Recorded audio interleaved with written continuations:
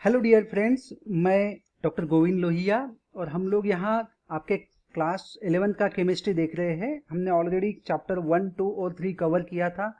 हम लोग अभी चैप्टर नंबर 16 पे आए हैं, जो कि केमिस्ट्री इन एवरीडे लाइफ। मैं बार बार बता रहा हूँ कि ये चैप्टर आपके लिए बहुत इंपॉर्टेंट है, जेई और नीट पॉइंट ऑफ व्यू। हम लोगों ने इसमें वीडियो नंबर 1 और वीडियो नंबर 2 ऑलरेडी कवर कर लिया है। विद द नोट्स हमने इसको कवर किया है। अगर आप देखो तो हमने इसमें बात यही की थी कि हम लोग बेसिक्स ऑफ फूड केमिस्ट्री जो हम लोग डिस्कस करेंगे। इसके अलावा हम लोग ड्रग्स और डिटर्जेंट, ये 3 एस्पेक्ट हम लोग देखेंगे। बेसिक ऑफ फूड केमिस्ट्री का हमने शुरुआत कर ली थी। हमने इसमें से ऑलमोस्ट मैंने आपको रैंसिडिटी के हाइड्रोलिसिस का एक पार्ट, ऑक्सीडेशन का एक पार्ट, फिर फ्री रेडिकल मैकेनिज्म का हमने डिस्कशन किया था, फिर ब्राउनिंग ऑफ क्रड फ्लूइड्स हमने डिस्कस कर लिया। ओके, और हम लोग ये वाले पार्ट पे थे जहां हमें बात करना था कि omega 3, that is the 4th point. हम लोग देखते हैं नोट्स में क्या क्या हमने कवर किया। Okay, so we have already seen this some functional group से शुरुआत की थी हमने। फिर हम लोगों ने बोला था कि फैट्स और ऑयल कैसे बनता है, ये नोट्स हमने आपको शो ये। फिर हमने ब्राउनिंग ऑफ फ्रूट्स कैसे हुआ, और ये ऐसे रनिंग नोट्स हमने बनाई थी वहां पर। पॉलीफिनॉल से फिर क्विनोन मतलब कीटोन, कीटोन से हमने बोला था टैनिन से ब्राउन कलर, और ऐसे रनिंग नोट्स हम लोग बनाते गए थे। ठीक है, तो हमने फूड के कॉम्पोजिशन हमने डिस्कस कर लिए थे। क्वालिटी पे हमने ऑलरेडी बात किया था, ब्राउनिंग ऑफ क्रड फ्रूट्स। उसके बाद में हमने बात कर लिया था ऑक्सीडेशन या हाइड्रोलिसिस वाला, दैट मीन्स रैंसिडिटी। और तीसरा पॉइंट हमने देख लिया था ट्रांस फैट वाला। ठीक है, तो हम लोग वो भी बात कर लेते कि ये सब कुछ हमने वहां पे कवर किया था फैट्स और ऑयल के स्ट्रक्चर के साथ। So these are the running notes we have already seen, that is saturated and unsaturated, वो भी हमने देखा था। Now come to the next. हाँ, ये भी हमने बात किया था कि ये जैसे आर्टरी के अंदर हमारे 3 लेयर होती है, और इसके अंदर कैसे आपका यहाँ पर ब्लॉकेज होता है, जो कि हम लोग बोलते हैं हार्ट डिसीज होता है। HDL क्या है, ELDL क्या है, IMDL क्या है, जो कि बुक में नहीं है। मैंने बताया था कि IMDL इज ऑल्सो इम्पोर्टेंट, है ना। इंटरमीडिएट हमने बात किया था high density lipoprotein, low density lipoprotein, intermediate density lipoprotein, ये डेंजरस होते हैं, ये हमने डिस्कस किया था। उसी वीडियो में मैंने आपको पूछा था पाल्मिटिक में कितने कार्बन होते हैं, स्टीरिक में कितने, ओलिक में कितने और लॉरिक में कितने। तो देखो, ये ध्यान में रखो, पाल्मिटिक में 16 कार्बन का एसिड होता है, ये 18 कार्बन का होता है, ये 18 कार्बन का ओलिक भी, और लॉरिक भी हम लोग बोलेंगे 12 कार्बन का। ओलिक यूजुअली जो हम लोग ओलिक के बारे में बात करते हो, ये ओमेगा 9 फैटी एसिड से। ठीक है, तो ये आप कुछ, this is not given absolutely in a book, text book, but you must know this condition, and that's why I am telling you कि ये डालो इसके अंदर, so that you will be benefited for JEE and NEET point of view. तो 9। अब हम लोग आज के इसमें का चौथा पॉइंट डिस्कस करेंगे। Let's come to the book part. हमारा चौथा पॉइंट क्या बता रहा है कि ओमेगा 3 फैटी एसिड। चलो ठीक है, हम लोग पहले ओमेगा 3 समझ के चलते हैं। ठीक है, नेक्स्ट द 4th पॉइंट है हमारे पास ओमेगा 3, है ना, फैटी एसिड। नाउ आप आज के ऑयल्स में देखो ऐड करते हैं कि इसमें ओमेगा 3 फैटी एसिड्स है, because this is healthy for diet, है ना, तो ये अच्छा होता है। एक ओमेगा 6 है, जैसे हम लोग यहाँ देखते हैं। देखो, यहाँ उन्होंने पहले ही बताया था कि 2 categories of natural and unsaturated fats of concern include those containing either omega 3 और ओमेगा 6 फैटी एसिड, है ना। जिसका अब हम लोग बात करेंगे कि ओमेगा 3 मतलब क्या और ओमेगा 6 मतलब क्या, पहले हम लोग समझ के चलते हैं। सो ये omega 3, this is nothing but the position of double bond. क्या है ये ओमेगा 3 नंबर, क्या बता रहा है, position of double bond from omega carbon atom, from omega carbon atom. और ओमेगा कार्बन एटम मतलब क्या, ये भी समझ लो। ओमेगा कार्बन एटम मतलब है लास्ट वाला carbon, last carbon atom in your carbon chain.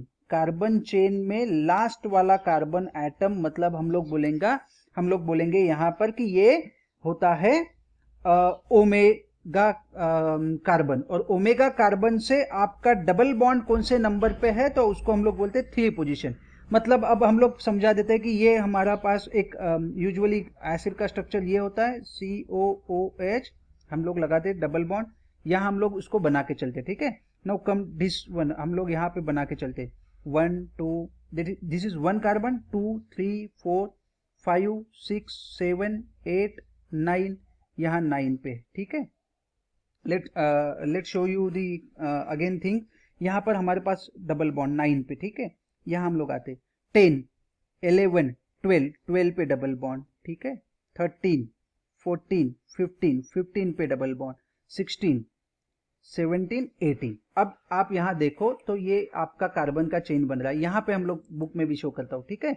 Let's come with this carbon is 1, 1 के बाद में ये हम लोग ये 2 3 4 5 6 7 8 9, 9 के बाद में 10 11 12, 12 पे 13 14 15, फिर 16 17 18, तो 18 कार्बन है। मैंने स्ट्रक्चर थोड़ा अलग बनाया, मैं आपको समझाने के लिए और फिर से एक बार बना लेते हैं हम लोग। यहाँ पर देखो कितना सिंपल सा स्ट्रक्चर है। स्ट्रक्चर आपको कहीं पे बनाना नहीं, सिर्फ आपको ध्यान में रखना है कि क्या है।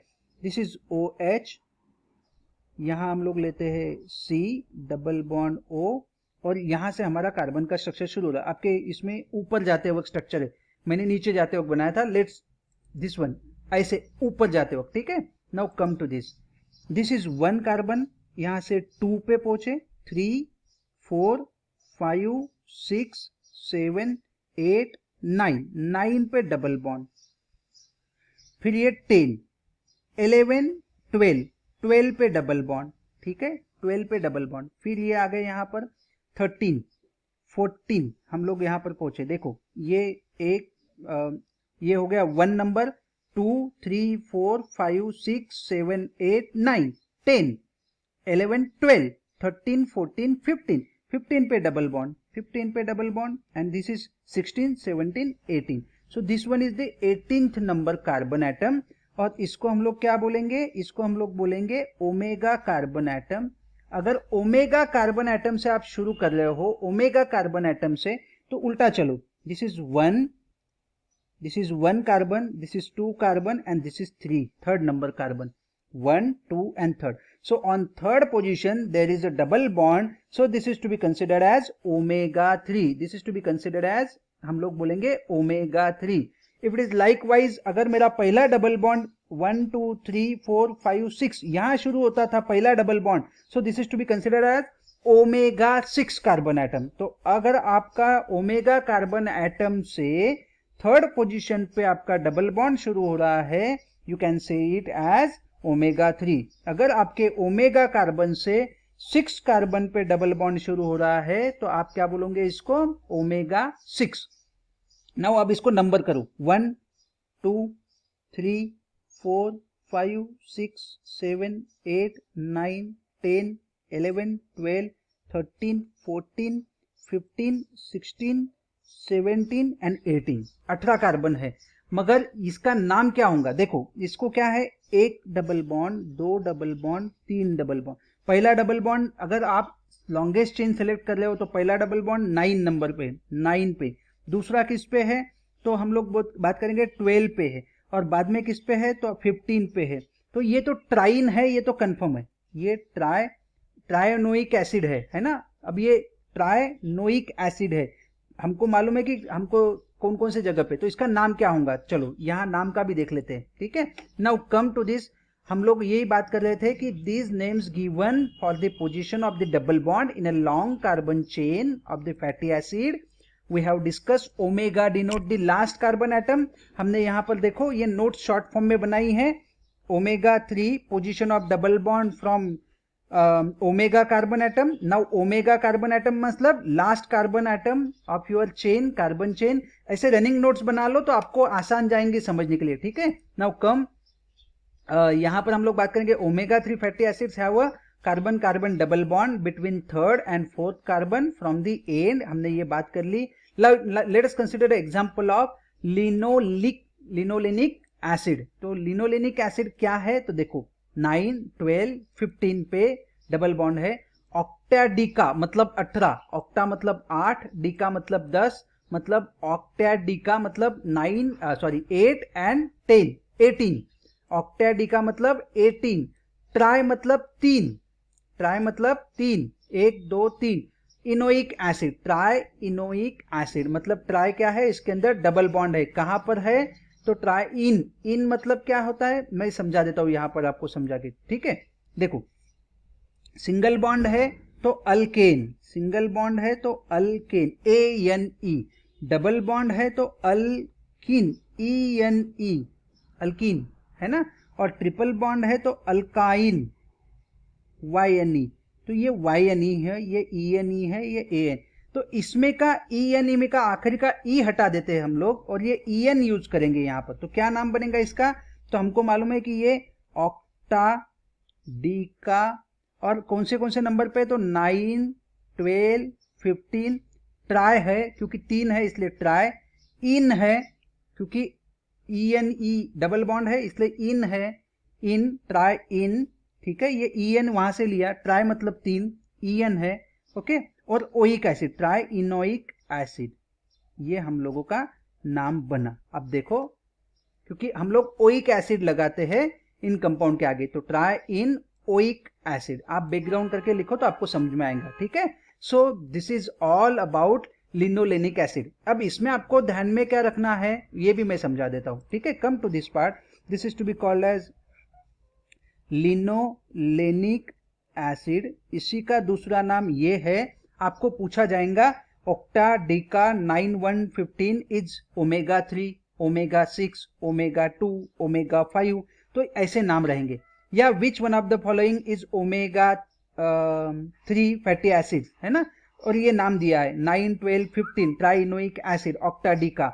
दूसरा नाम रहेगा ऑक्टा डीका 9 12 15 के बजाय 16 कर दिए जाएंगे ट्राइनोइक एसिड, या यहाँ ऑक्टा के बजाय दूसरा हेप्टा रहेगा या और कुछ रहेगा। So be careful while doing with nomenclature. ये ऐसे आपको जेई या नीट के क्वेश्चन बन सकते हैं, सिंपल से क्वेश्चन है, किताब के बाहर के क्वेश्चन बनने वाले नहीं है, तो ध्यान में रखना, ठीक है। तो लिनोइक एसिड हमने यहाँ समझाया आपको। Now come to the most interesting again, इसका इंपॉर्टेंट क्यों है इतना, तो किताब में बताते हैं कि ये देखो omega 3 fats are found to raise the high density lipoprotein. हमने यहाँ पर पहले ही क्लियर किया था आपके लिए। Let's come to this part कि HDL is good for health. अगर ओमेगा 3 आपके इसमें हाई डेंसिटी लिपोप्रोटीन बढ़ा रहे हैं, दैट इज गुड कोलेस्ट्रॉल, है ना, तो ये हमारे लिए अच्छे होंगे। ऑन द कॉन्ट्ररी, इसके विपरीत अगर हम लोग ओमेगा 6 के बारे में बात करेंगे, they are considered to be at a high risk, इनके पास में हाई रिस्क होती है ब्लड प्रेशर के रिलेटेड। सो कौन से फ्रूट खाना चाहिए या फूड खाना चाहिए, तो food such as walnut, flaxseed, chia seed, soybeans, cod liver oil, these are rich in the source of omega 3 fatty acids। तो इसको भी अंडरलाइन करके रखना कि कौन सी चीजें रिच है ओमेगा 3 फैटी एसिड के साथ। सो क्लियर, तो इतना सिंपल सा टास्क हमारे पास है, okay.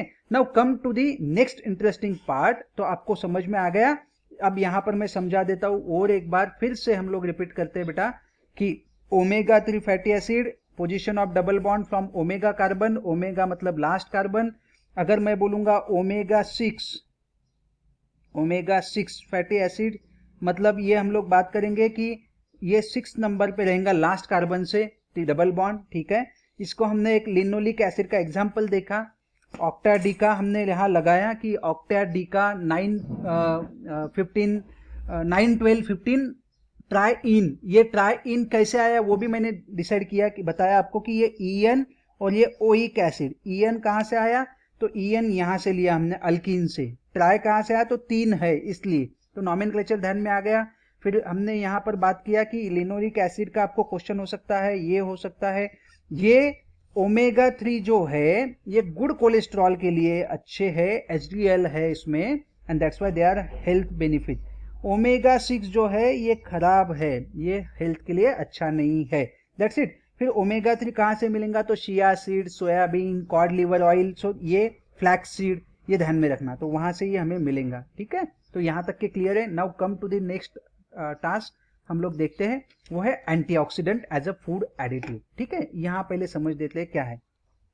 Now come to the interesting task, antioxidant as a food additive. Now 5th point, antioxidant, ठीक है, एज अ फूड एडिटिव। ये सभी फूड में डालते हैं यूजुअली, ठीक है, और क्यों डालते हैं वो भी समझा देता हूं मैं क्या होता है कि हमारे एटमॉस्फेयर में, आपको भी मालूम है कि एटमॉस्फेयर में कितना परसेंट हम लोग बोलेंगे कि ऑक्सीजन है 21%। तो जब ऑक्सीजन इतने बड़े अमाउंट में अवेलेबल है तो किसी भी ऑयल का या फूड प्रोडक्ट का वो ऑक्सीडेशन करेगा, फूड प्रोडक्ट का O2 ऑक्सीडेशन करेगा, और ऑक्सीडेशन करने से फूड की क्वालिटी जो है वो डिग्रेड होंगी। क्वालिटी क्या होंगी? डिग्रेड होंगी। ठीक है, तो अब हमें क्या बात करना है कि अगर मैं कोई ऐसा कंपाउंड डाल दूं इस फूड प्रोडक्ट के अंदर कि जो एंटीऑक्सीडेंट काम करेगा, तो एंटीऑक्सीडेंट क्या करेगा? It prevent oxidation, it prevent oxidation of food product. ठीक है, अब इसके अलग अलग मैकेनिज्म है कि वो कैसे प्रिवेंट करता है। तो कभी कभी क्या होता है कि इट अंडरगो सेल्फ, वो खुद अपने आप को सैक्रिफाइस करेगा वहां पर। मतलब एक तो देखो ऑक्सीजन तो काम करने वाला है, अब ऑक्सीजन जब काम करेगा तो वो वहां पर सामने वाले का ऑक्सीडेशन करेगा। तो ये क्या करते हैं, खुद जाके खड़े हो जाते हैं वहां पर और बोलते हैं कि नहीं ये फूड को छोड़ दो और हमारा ऑक्सीडेशन कर दो। तो ये कभी कभी हम लोग बोलते हैं कि सेल्फ ऑक्सीडेशन में जाते हैं, सेल्फ ऑक्सीडेशन में, ये खुद सेल्फ ऑक्सीडेशन में जाएंगे and prevent food oxidation, food का ऑक्सीडेशन प्रिवेंट करेंगे। और मोस्ट कॉमनली ऐसा कंपाउंड कौन सा है कि जो हमको देखता है, हम लोग बात करते हैं, this is to be called tocopherol. ये अंडरलाइन करना, इसी का दूसरा नाम है विटामिन ई, ध्यान में रखो। ठीक है, विटामिन ई या टोकोफिरॉल, फिरॉल, ये या ध्यान में रखो क्या है। ठीक है, विटामिन ई। अब इसका स्ट्रक्चर आपको क्यों बता रहा हूं, स्ट्रक्चर आपको याद नहीं रखना है, मगर कौन सा फंक्शनल ग्रुप वहां काम करेगा ये ध्यान में रखना है। ठीक है, तो let I am going to draw a structure of tocopherol. एक ऐसी बेंजीन रिंग है। ठीक है, ये बेंजीन रिंग को हम लोग क्या बोलेंगे कि फिनॉल लगाए, और ये फिनॉलिक ग्रुप, ये जो फिनॉलिक ग्रुप है, this is responsible for antioxidant property of compound. ठीक है, दिस इज रिस्पॉन्सिबल, यही कंपाउंड या यही group phenolic OH group responsible for antioxidant activity. तो ये ध्यान में रखने वाली चीज है, यहाँ पर एंटीऑक्सीडेंट एक्टिविटी के लिए यही रिस्पॉन्सिबल है। ठीक है, अभी एक स्ट्रक्चर बहुत बड़ा है विटामिन ई का, यहाँ हम लोग वो स्ट्रक्चर निकालने की कोशिश करते हैं, बहुत बड़ा स्ट्रक्चर है। ठीक है, दिस इज CH3, यहाँ CH3, यहाँ CH3। ठीक है, अभी ये भी स्ट्रक्चर कंप्लीट नहीं, ये एक ऐसे बनाना है आपको and then count 6, 1 2 3 4 5 6, that's it. यहाँ आपको लास्ट में CH3 लगा देना है, ये टर्मिनल ग्रुप, एक छोड़ के यहाँ CH3, एक छोड़ के यहाँ CH3, और यहाँ डॉटेड लाइन, वो आपके स्ट्रक्चर में दिया है डॉटेड लाइन। ये डॉटेड लाइन मतलब पीछे में रहेगा CH3, सॉलिड लाइन मतलब सामने में रहेगा। ये हम लोग जब आइसोमेरिज्म पढ़ेंगे हमारे चैप्टर में, हम लोग वहां पर इसको कवर करेंगे। ठीक है, अभी तो फिलहाल इतना ही ध्यान में रखो। सो स्ट्रक्चर बिल्कुल याद नहीं रखना है आपको, आपको सिर्फ ध्यान में रखना है कि क्योंकि पूछा नहीं जाएगा, अगर याद रहता है तो वेल एंड गुड, अगर नहीं रहता है तो आपको सिर्फ इतना ही ध्यान में रखना है कि tocopherol, it is to be called vitamin E, और vitamin E is to be called tocopherol. It is antioxidant which is naturally occurring, इसके अंदर OH group present is or phenolic hydroxyl group which is responsible for the antioxidant activity। ये सबसे important चीज है, यहां पर हमने डिस्कस कर ली। Now come to the book part, क्या बता रहा है देखो बुक। एंटीऑक्सीडेंट हम लोग बात करेंगे कि that delays the onset of oxidation or slows down the rate of oxidation of the foodstuff। It is used to extend the shelf life। yes, क्योंकि अगर हम लोग खराब नहीं होगा फूड हमारा ज्यादा दिन तक तो शेल्फ लाइफ बढ़ेगी। Antioxidant react with oxygen containing free radical and thereby preventing their oxidative rancidity। यहां हम लोग बात करेंगे कि antioxidant react with oxygen containing free radical और वो प्रिवेंट करेंगे ऑक्सीडेटिव रेंसिडिटी, और इसी के आगे कंटिन्यू करो बाय सेल्फ ऑक्सीडेशन। कैसे प्रिवेंट करेंगे मैकेनिज्म, ये खुद ऑक्सीडेशन में चले जाएंगे।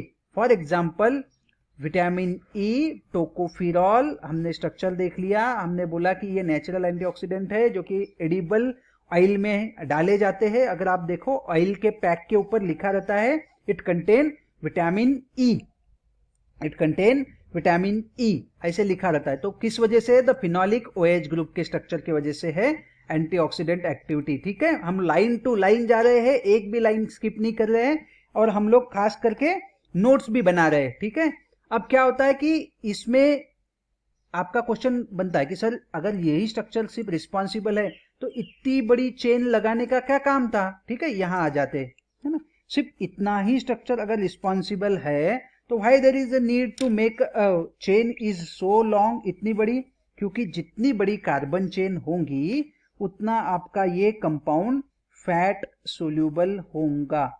अगर आपका कंपाउंड फैट सोल्यूबल नहीं होगा तो ये एंटीऑक्सीडेंट बोल के काम नहीं करेगा। So long carbon chain help to compound और help this tocopherol to be fat soluble.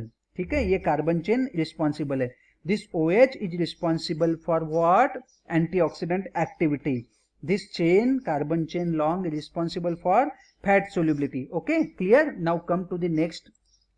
अब क्या होता है कि ये थोड़ा कॉस्टली पड़ जाता है विटामिन ई, और हम लोग कमर्शियल अप्रोच से अगर सोचते हैं तो फिर इकोनॉमिक रीजन मुझे सोचना पड़ेगा सिंथेटिक एंटीऑक्सीडेंट। सिंथेटिक एंटीऑक्सीडेंट मुझे सोचना पड़ेगा। ठीक है, तो कौन से सिंथेटिक एंटीऑक्सीडेंट हम लोग ले सकते हैं, तो यहां पे आपके पास और एक स्ट्रक्चर आता है फिर सिंथेटिक ऑक्सीडेंट, वो है BHT, ब्यूटाइल हाइड्रोक्सी टोलिन। तो मैं पहले बताता हूं कि BHT क्या है। ठीक है, तो यहां देखते हैं, पहले स्ट्रक्चर देख लेते हैं BHT का।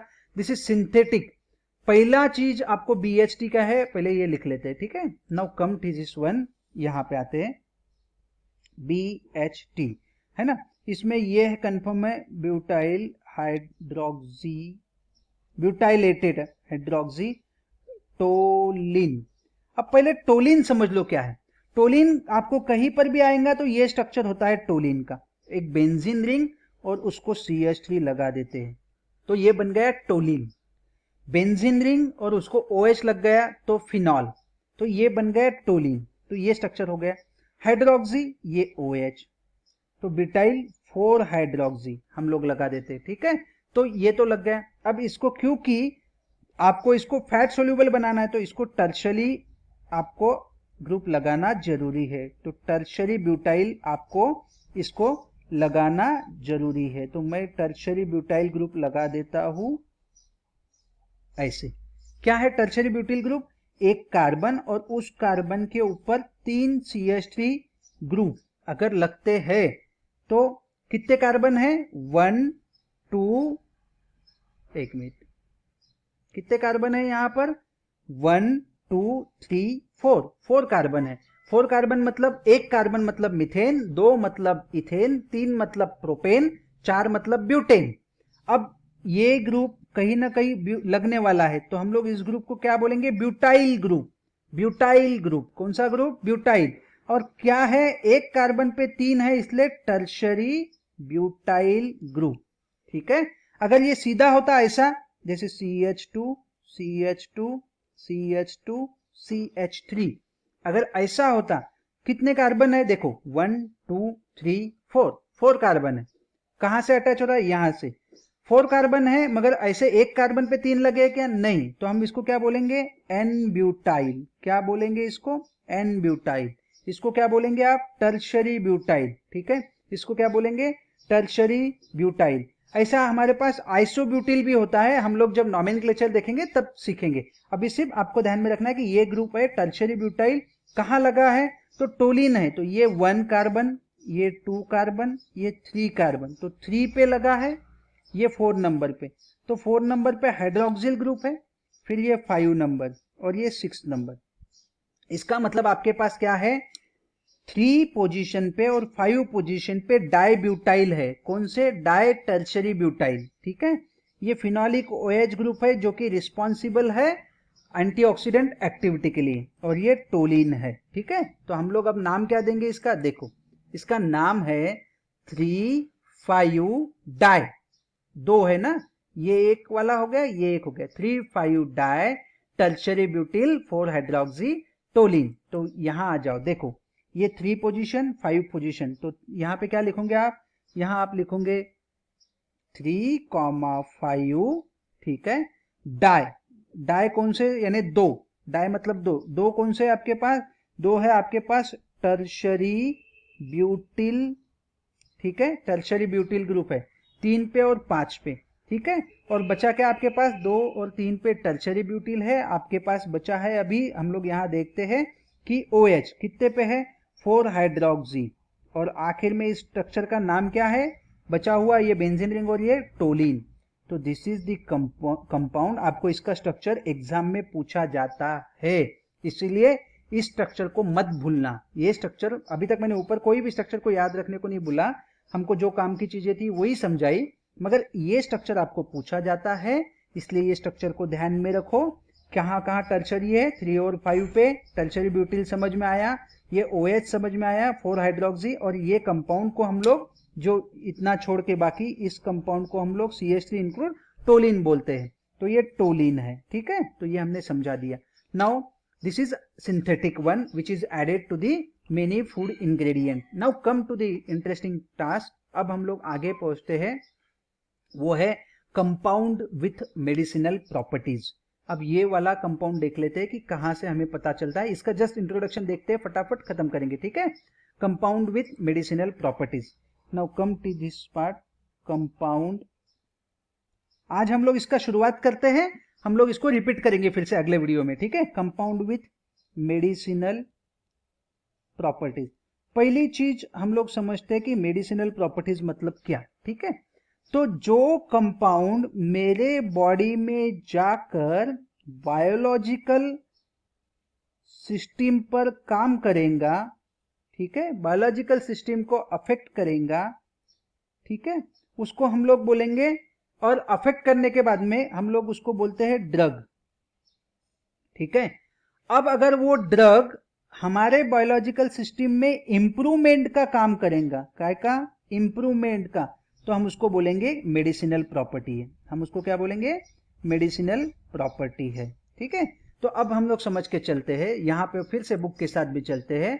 अ chemical which interact with the biomolecule such as carbohydrate, lipid and protein and nucleic acid and produces a biological response is called as a drug.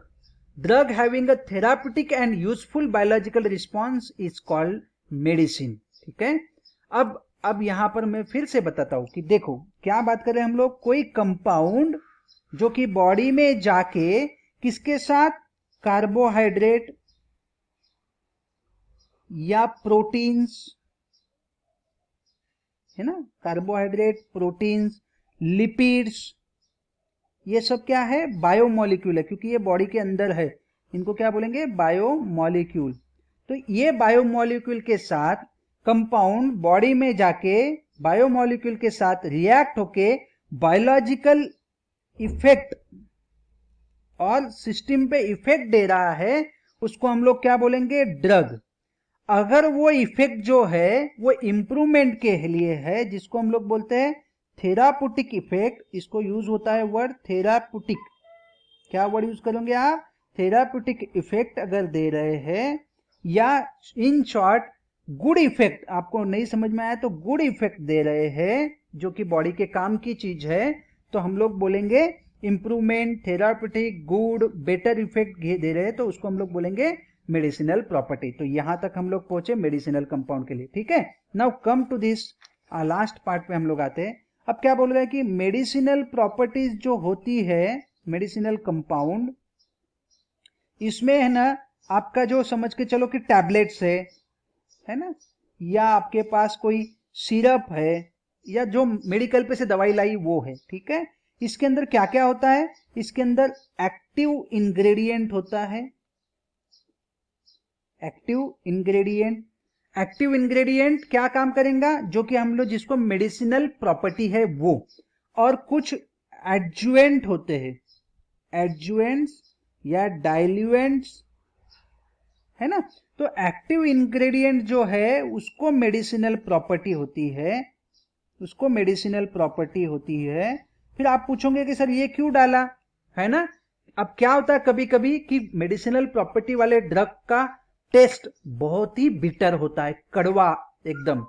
अब वो कड़वा ड्रग जैसे ही लेंगे तो हमें तकलीफ होती है ना। तो उसको मीठा बनाने के लिए हम लोग शुगर या और कोई कंपाउंड डालते हैं, उसको हम लोग बोलते हैं डाइल्यूएंट्स, उसको हम लोग बोलते हैं।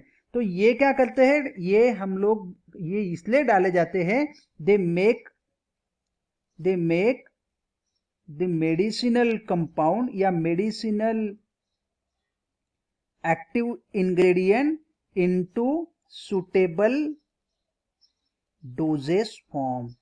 तो ये डोजेस फॉर्म या जो टैबलेट है या तो वो आसानी से हम लोग ले सके, इसके लिए हम लोग इसको एक्टिव इंग्रेडिएंट के साथ मिलाते हैं ये सब चीजों को, और ये मिलने के बाद आपकी टैबलेट, सिरप, कैप्सूल ये बनता है। सो यहाँ तक हम लोग रुकते हैं।